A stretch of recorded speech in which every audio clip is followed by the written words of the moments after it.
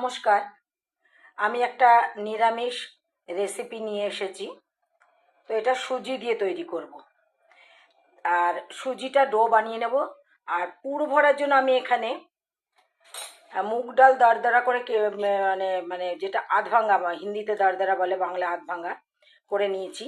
তার মধ্যে দিয়েছি আমি হাফ চামচ জিরে পাউডার, হাফ চামচ ধনে পাউডার, লঙ্কা স্বাদ মতো, নুন, হলুদ, আর একটু এই যে একটু কি বলে, জিরে, গোটা জিরে, গোটা জিরে ভেঙে ক্রাশ করে দিয়েছি। ঠিক আছে। আর আর এটা তো আমি পুর ভরবো।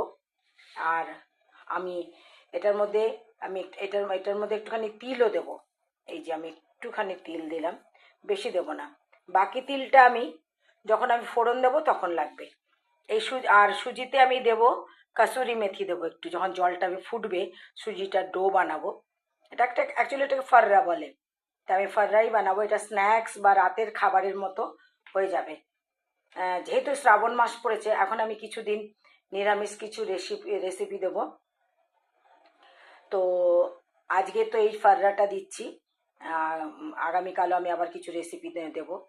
তো এটা আমার এক দিদির, দিল্লিতে এক সহচরী গ্রুপ আছে, সেই সহচরী গ্রুপের শিবানীদির অনুরোধে আমি এটা তৈরি করছি। তো চলুন শুরু করি। এখানে আমি গ্যাস জ্বালাই।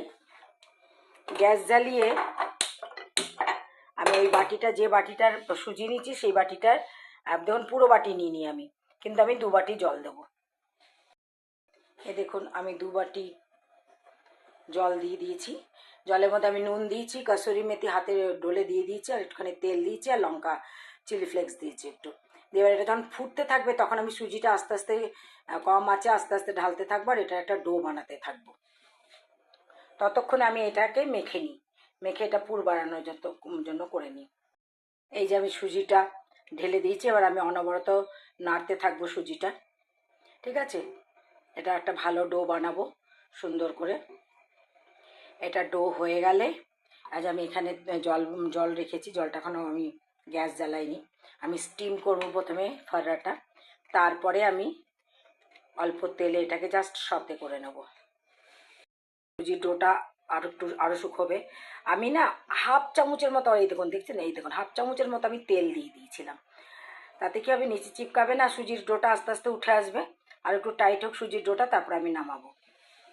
এই যে আমার ডোটা হয়ে গেছে, ডোটা উঠে চলে আসছে। ডোটা আর জাস্ট 2 মিনিট করে আমি ডোটা নামিয়ে নেব। আচ্ছা, আমি এই পুরটার মধ্যে যে মুগ ডালটা করেছি, মুগ ডালটা কিন্তু ভিজিয়ে রেখেছিলাম 1.5-2 ঘন্টার মতো। তারপর এটার মধ্যে আমি দিয়েছি জিরে পাউডার, ধনে পাউডার, লঙ্কা পাউডার, একটু বিট নুন, একটু সাদা নুন, আর আমচুর পাউডার, আর গোটা জিরে একটুখানি ভেজে একটুখানি ক্রাশ করে দিয়েছি। তো আমচুর পাউডারটা দিলে একটু বেশ চটপটা হবে। আপনারা চাট মশলাও দিতে পারেন। হ্যাঁ, আমার কাছেও আছে চাট মশলা, দেখি একটুখানি দিয়ে দেখবো। আর দিয়েছি অল্প একটুখানি তিল, আর এটার মধ্যে দিয়েছি কাসুরি মেথি, তিল, আর লঙ্কা পাউডার। এই যে আমার সুজির ব্যাটারটা হয়ে গেছে, মানে যেটা আমি ডোটা হয়ে গেছে। এটা আবার ঠান্ডা হয়ে তখন ছেড়ে ছেড়ে যাচ্ছে, ঠান্ডা হলে আরও শক্ত হবে। তারপরে এটাকে ভালো করে মেখে তারপরে আমি লুচির মতো বেলে বেলে আমি ফলটা তৈরি করব। আর আমি এটার মধ্যে একটুখানি চাট মশলা মিশিয়ে দিয়েছি।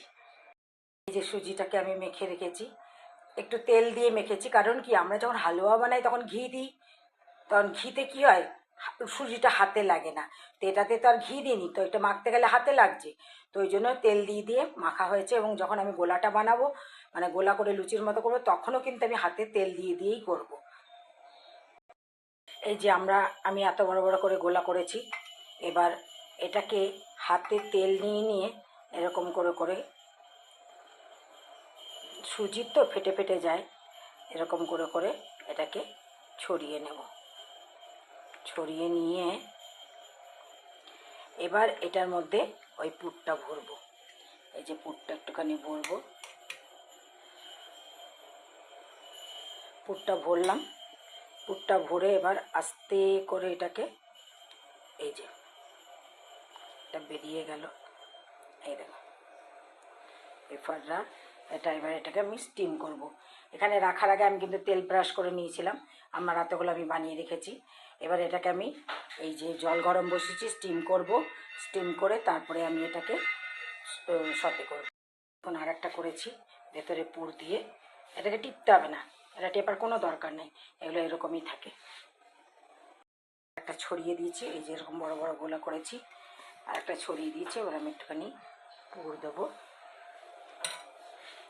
পুর দিয়ে এবার এটাকে অ্যাকচুয়ালি 2 হাতে উল্টাতে হয়, এই যে উল্টে দিলাম, ব্যাস এই হয়ে গেল আমার আর একটা ফাররা।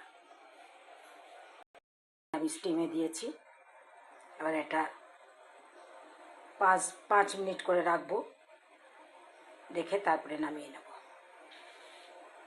একটা ছড়িয়ে পুর দিয়েছি, পুর দিয়ে এই এই হয়ে গেল।